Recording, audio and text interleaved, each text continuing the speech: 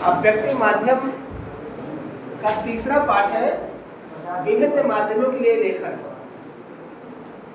इस पाठ के अंतर्गत आज के क्लास में हम दो बिंदुओं पर विचार विमर्श करेंगे। सबसे पहला है जनसंचार माध्यमों की अच्छाइयाँ कौन सी हैं और उनकी खूबियाँ के साथ साथ उनकी कमियाँ कौन सी हैं। इसके साथ ही साथ जनसंचार का जो पहला माध्यम है जिसका नाम प्रिंट माध्यम है, इसके स्रोत कौन कौन से हैं, खूबियाँ कौन कौन सी हैं, कमियाँ कौन कौन सी हैं, और जब हम प्रिंट माध्यम के लिए लिखते हैं तो किन बातों का ध्यान रखते हैं, आज इन पर हम फोकस करेंगे। तो बेटा सबसे पहले आप ये जानो कि विभिन्न माध्यमों के लिए लेखन का मतलब क्या होता है। विभिन्न माध्यमों के लिए लेखन का मतलब होता है कि उन समस्त विषय वस्तु के लिए लेखन जो कि हमारे ज्ञान को बढ़ाते हैं, हमारी तार्किकता को बढ़ाते हैं और कहीं ना कहीं हमारे नॉलेज को अपडेट करते हैं। ये सारा कार्य करता है मीडिया। मीडिया जो ये सारा कार्य करता है वह अपने 4 स्रोतों के माध्यम से यह कार्य संपन्न करता है। इन 4 स्रोतों में से सबसे पहला है प्रिंट मीडिया या प्रिंट माध्यम, दूसरा है रेडियो, तीसरा टेलीविज़न और चौथा इंटरनेट। इन चारों माध्यमों से आम आदमी कहीं न कहीं अभिन्न रूप से जुड़ा हुआ है। इसका कारण ये है कि यही वह 4 माध्यम है जिनको ना चाहकर भी आप अपने आप को अलग नहीं कर सकते, क्योंकि यह हर एक इंसान की बुनियादी आवश्यकता है। अभी आप नवोदय में हैं, लेकिन जब नवोदय से बाहर निकलेंगे तो आपको जरूर फील होगा कि आप बगैर मोबाइल के नहीं रह सकते। जरा सा भी होगा लगे यार जीवन में कुछ बचा ही नहीं है। तो मुक्तिबोध की पंक्ति है ना कि अब तक क्या किया, जीवन क्या किया। तो ऐसे बेटा प्रिंट माध्यम है आपका जनसंचार माध्यम, यानी मीडिया का वह माध्यम जो कि आम आदमी को जागरूक करता है, अपडेट करता है। और ये माध्यम कौन कौन से हैं, जैसे मैंने बताया कौन कौन सी बचा, प्रिंट मीडिया और उसके अलावा रेडियो और इंटरनेट और एक और छूट रहा है टेलीविजन। इन चारों माध्यमों से हम कहीं ना कहीं जुड़े हुए हैं। तो अब आपको ये जानना है कि ये जो चारों माध्यम है इनकी अच्छाइयाँ क्या हैं और इनकी कमियाँ क्या हैं। अब आप लोग हमेशा जुड़े रहते हो, क्या आप बता सकते हो कि आप जब मीडिया से जुड़ते हो तो कौन कौन सी अच्छाई आपको मिलती है। बुराइयाँ तो मिलती हैं, अच्छाइयाँ भी मिलती हैं। देखो सिस्टम है, ह्यूमन सिस्टम है, ह्यूमन सिस्टम में अच्छाइयाँ भी होंगी, कमियाँ भी होंगी। तो कोई बता सकता है कौन कौन सी अच्छाइयाँ हैं, यानी हमें लाभ कौन कौन से मिलते हैं जब हम मीडिया से जुड़ते हैं। अपडेट रहते हैं, वेरी गुड। और अपडेट तो रहते ही रहते हैं। और क्या होता है हमको, इन्होंने सही बताया अपडेट। और कोई बताए जी। आप देखते हैं हमेशा यूट्यूब से और पता नहीं कहाँ से, जो क्या लाभ होता है आपको। और कोई बच्चा, आपको मीडिया से क्या लाभ होता है। देखो हम हाँ कौन करेगा, कोई नहीं। देखो बेटा जनसंचार का सबसे बड़ा लाभ यही है कि जैसा इन्होंने बताया हम अपडेट करते हैं। अपडेट होने का मतलब यह है कि हमारे पास जो इंफॉर्मेशन होती है उस इंफॉर्मेशन को हम डे बाय डे हम उसको क्या करते हैं, उसको हम लोग जो है संशोधित करते हैं, एनालाइज करते हैं, नॉलेज को अपडेट करते हैं। अच्छा, नॉलेज को जब अपडेट करते हैं तो हमें दूसरा लाभ ये होता है कि हमारे मन के अंदर तार्किकता का विकास होता है, लॉजिकल होते हैं और हमारी सोच वैज्ञानिक हो जाती है। तो दूसरा लाभ ये है scientific thinking and logical thinking, ये हमारे अंदर आ जाता है। तीसरा इसका लाभ ये है कि जब हम मीडिया किसी से जुड़ते हैं तो हमें एक क्षेत्र से दूसरे क्षेत्र का, एक समाज से दूसरे समाज का हमें क्या होता है, जानकारी प्राप्त होती है कि किस दुनिया में, किस समाज में क्या हो रहा है, किस एरिया में क्या हो रहा है, हमारे देश में क्या हो रहा है। जैसे सोनम वांगचुक अभी क्या कर रहे हैं, प्रोटेस्ट कर रहे हैं। किस लिए कर रहे हैं? सोनम वांगचुक प्रोटेस्ट किस लिए कर रहे हैं? पढ़ाई के लिए कर रहे हैं। और किस लिए कर रहे हैं?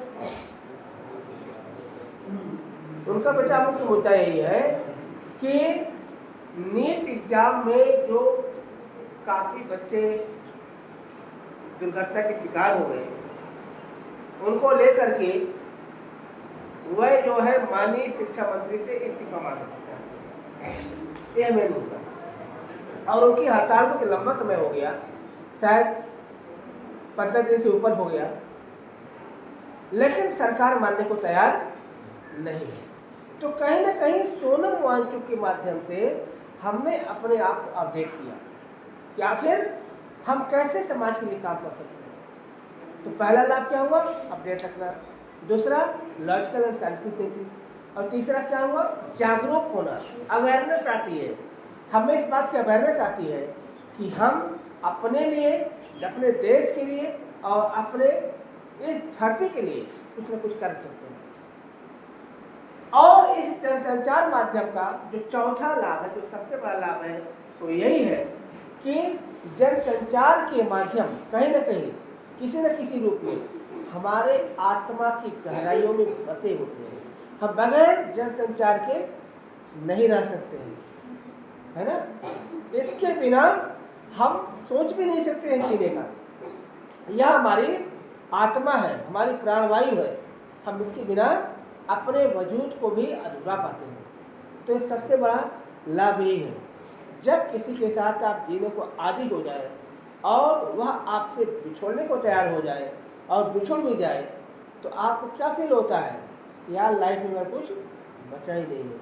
आपका जो मीडिया है, जो जनसंचार है, ऐसे ही है। हम नहीं रह सकते, वो गाना नहीं है, हम तेरे बिना अब रह नहीं सकते, तेरे बिना क्या वजूद मेरा, है ना। और क्या है आगे, आज की टुका गाना है ना।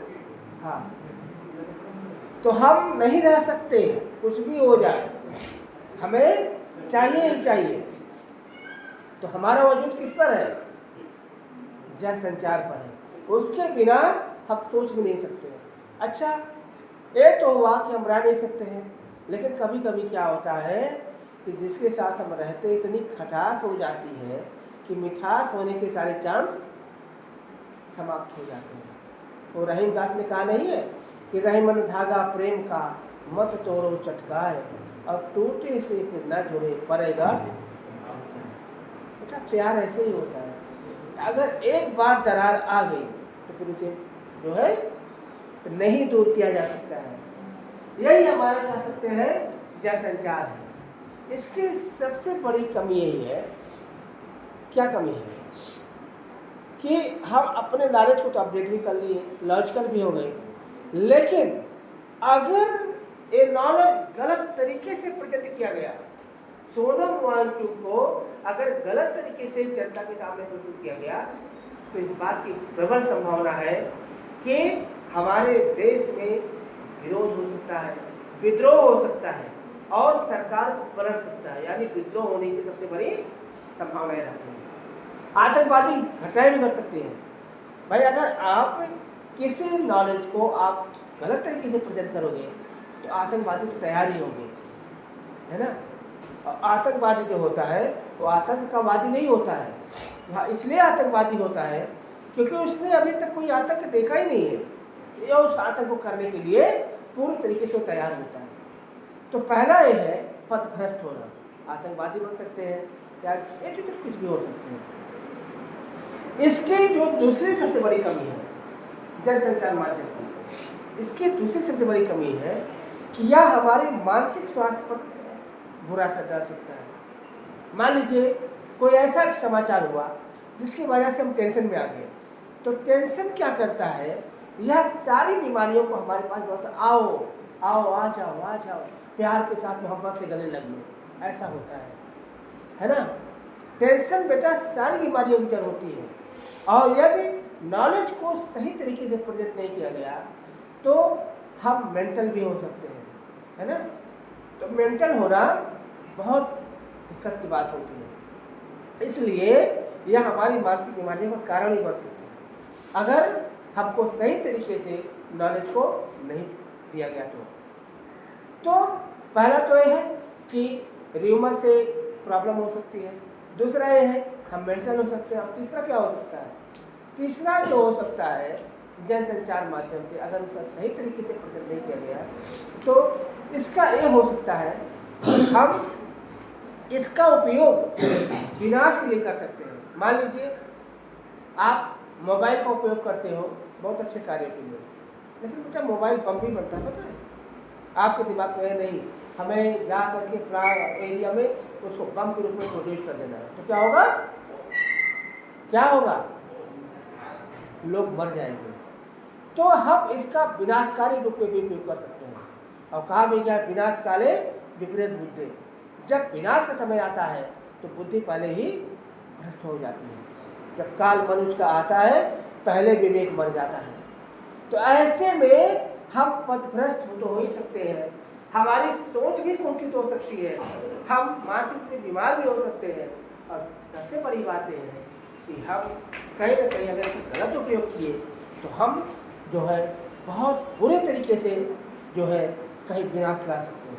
परमाणु में एटॉमिक पावर का सही उपयोग करते हैं तो इलेक्ट्रिसिटी प्रोड्यूस होती है, लेकिन गलत तरीके से उपयोग किया तो क्या होगा, it will convert as the atom bomb, बड़ा जिधर देखो उधर ही विनाश होगा। अब हजारों हिरोशिमा और नागासाकी एक ही मंच पर आ सकते हैं, इतना तेज विस्फोटक होता है। यानी जो जनसंचार का विस्फोट होता है वह किसी बारूद से, किसी एटम बम से ज़्यादा खतरनाक होता है, क्योंकि इसका जो चांस होता है वह बहुत तेजी से स्प्रेड होता है, इतना तो तेज होता ही नहीं। यही कारण आपने देखा होगा जब किसी क्षेत्र में जो है दंगे होते हैं तो गवर्नमेंट सबसे पहले क्या करती है बताओ। अभी बरेली में पिछले साल हुआ था, आपको जो आला हजरत को लेकर के हुआ था तो पता हो, गवर्नमेंट ने क्या किया था, पहला काम बेटा पहला काम यही किया था कि इंटरनेट ही बंद कर दिया, उस जिले का पूरा नेट ही बंद। जब नेट ही बंद होगा तो घंटा क्या कर लोगे, कुछ ना कुछ होगा ही होगा। तो इस तरीके से देखा जाए जो जनसंचार माध्यम है वह हमारे लिए अमृतकारी भी है, वह हमारे लिए किसी विष से कम नहीं है ना। अमृत आप जानते हैं, जब अमृत हुआ तो सब लोग उसको लेने के लिए दौड़े, जब विष हुआ सब लोग भाग गए, तो विष पान किसने किया था, भगवान नीलकंठ ने किया था, उनका गला नीला पड़ गया था। तो आजकल नीलकंठ बहुत कम मिलेंगे, और आपका नीला कंठ अगर हो जाएगा तो गला काटने वाले ज़्यादा मिलेंगे, है ना। तो ये है जनसंचार माध्यम जो कि आपके रंग रंग में दौड़ रहा है और आपके लिए एक बहुत ही अच्छा अवसर दे सकता है। अब बेटा जनसंचार माध्यम की 4 संतानें कौन कौन सी, कौन कौन से 4 बच्चे हैं जनसंचार के, 4 बच्चे हैं इसके, बताओ। प्रिंट मीडिया, रेडियो, टेलीविजन और इंटरनेट, ये 4 जो है बच्चे किसके हैं, इन चारों का पापा कौन है, कोई था पापा, जनसंचार माध्यम। और बच्चे कौन कौन हो गए,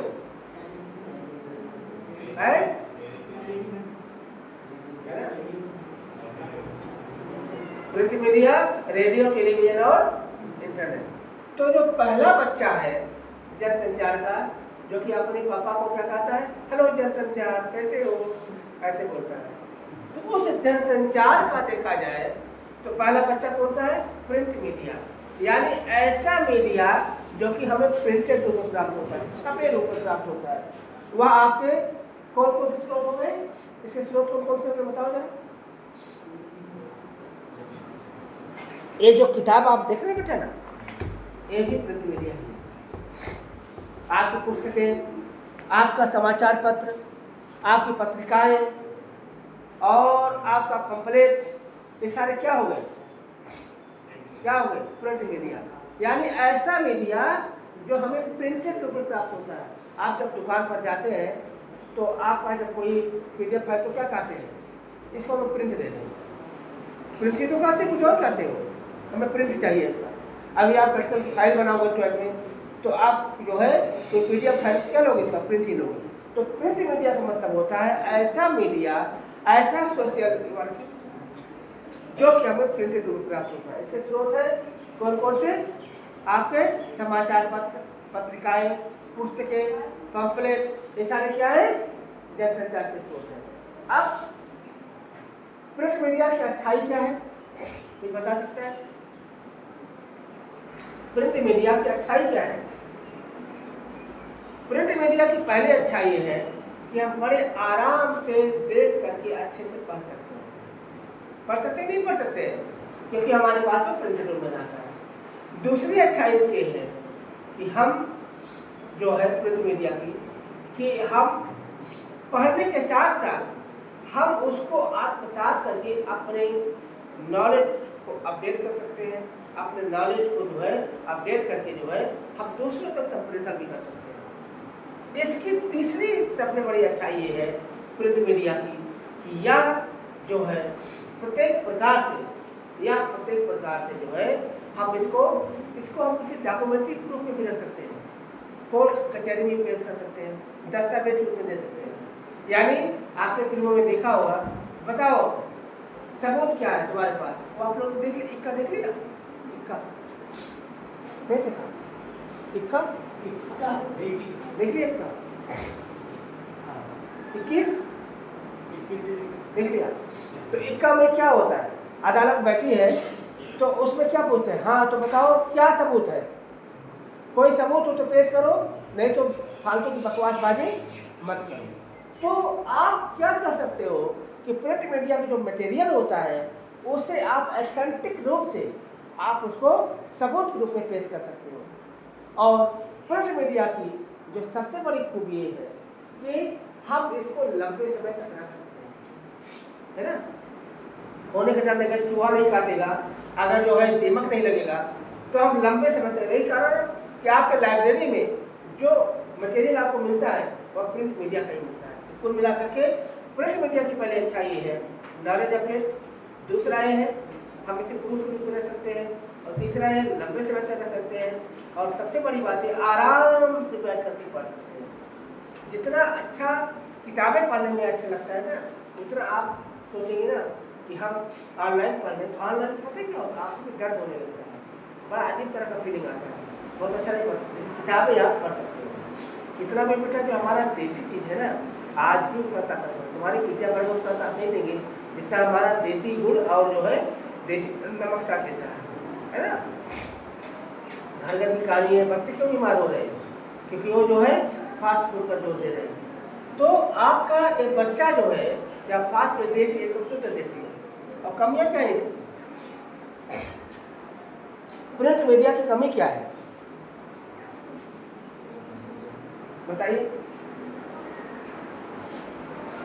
कुछ कमी भी तो होगी, इंसान का बनाया हुआ हर एक चीज होता है कमियों से ग्रस्त होता है। क्या कमी हो सकती है एनीवन आप ही? इसके सबसे बड़ी कमी पता है क्या है, एक बार प्रिंट हो गया तो हो गया, इसको हम बाद में किसी तरीके से अपडेट नहीं कर सकते हैं। इसके लिए हमें एक लंबे समय तक इंतजार करें। किताब छप गई तो छप गई, अगर कोई नॉलेज जो कि अपडेट होनी थी नहीं हुई तो नहीं हुई, फिर क्या होगा, उसके लिए आप नए एडिशन का इंतजार करो। तो पहली कमी ये है कि एक बार प्रिंट होने के बाद इसका जो सामग्री होती है हम इसको फिर क्या कर सकते हैं, अपडेट नहीं कर सकते। दूसरी कमी क्या हो सकती है? दूसरी कमी ये है कि इसके क्षरण की संभावना होती है। अगर आप सही से नहीं रखें तो इसमें दीमक लग सकता है, चूहे लग सकते हैं और एक नुकसान हो सकता है।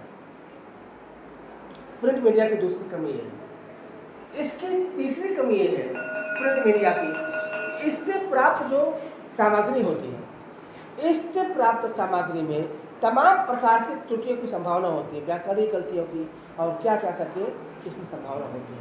ठीक है, तो ये है आपकी जो है प्रिंट मीडिया की खूबियाँ और अच्छाइयाँ। रही बात लिखने के लिए, तो लिखने के लिए जिन बातों का ध्यान देना होता है, अभी टाइम नहीं हुआ ऐसे मार रहे हैं अंदाज। लिखने के लिए ध्यान देना है, सबसे पहला क्या ध्यान देना है कि यह पूरी तरीके से व्याकरणिक गलतियों से रहित होनी चाहिए, एकदम करेक्ट होना चाहिए। दूसरा, यह टाइप होना चाहिए, अगर टाइप नहीं होगा तो समझ नहीं आएगा। तीसरा जो प्रिंट मीडिया की जो है लिखते समय ध्यान रखना है, जो कि किताब में दिया गया है, थोड़ा सा आपका नॉलेज अपडेट कर दो, हमें पता है बन लग गया है, लेकिन कभी कभी इसमें दिया गया है कि लेखन में भाषा, व्याकरण, वर्तनी और शैली का ध्यान रखना जरूरी है। प्रचलित भाषा का प्रयोग कर दो, यानी जो आपका जो फॉर्मल लैंग्वेज है, जो व्यवहारिक भाषा है, वही उपयोग करिए। दूसरा, समय सीमा और आवंटित जगह के अनुशासन का पालन करना हर हाल में जरूरी है। यानी प्रिंट मीडिया में ध्यान देना है कि जो एक प्लेस अलॉट कर दिया गया है, जो टाइम ड्यूरेशन है, जैसे मान लीजिए कोई 5 मिनट प्रेजेंट हो रहा है तो 5 मिनट रिकॉर्डिंग आप लिखें, ज़्यादा नहीं लिखेंगे। तीसरा, लेखन और प्रकाशन के बीच गलतियाँ और त्रुटियाँ, जो मैंने बताया, गलती होने की संभावना हो सकती है। और चौथी जो है, लेखन में सहज प्रवाह के लिए तारतम्यता बनाए रखना जरूरी है, एक कंटिन्यूटी होनी चाहिए। ये नहीं कि आपने मान लीजिए सोनम वांगचुक के बारे में बताया कि सोनम वांगचुक जो है बहुत बड़ी नेता है, आपने बताया नहीं धरने पर क्यों बैठे हैं, तो आपका नॉलेज खंडित हो गया। आपने बताया नहीं कि उनकी सोच क्या है, तो हो गया। आप सारी बातें बताइए, तो यानी जो है कंटिन्यूटी बहुत जरूरी है। तो ये देखा आज का जो था मैंने आपको बता दी, खूबियाँ, कमियाँ, स्रोत, खूबियाँ और कमियाँ, लेखन में ध्यान रखने की बात है। तो आज प्रिंट मीडिया को अब धीरे धीरे आगे बढ़ेंगे और आपके नॉलेज को अपडेट करने का प्रयास करेंगे। ठीक है।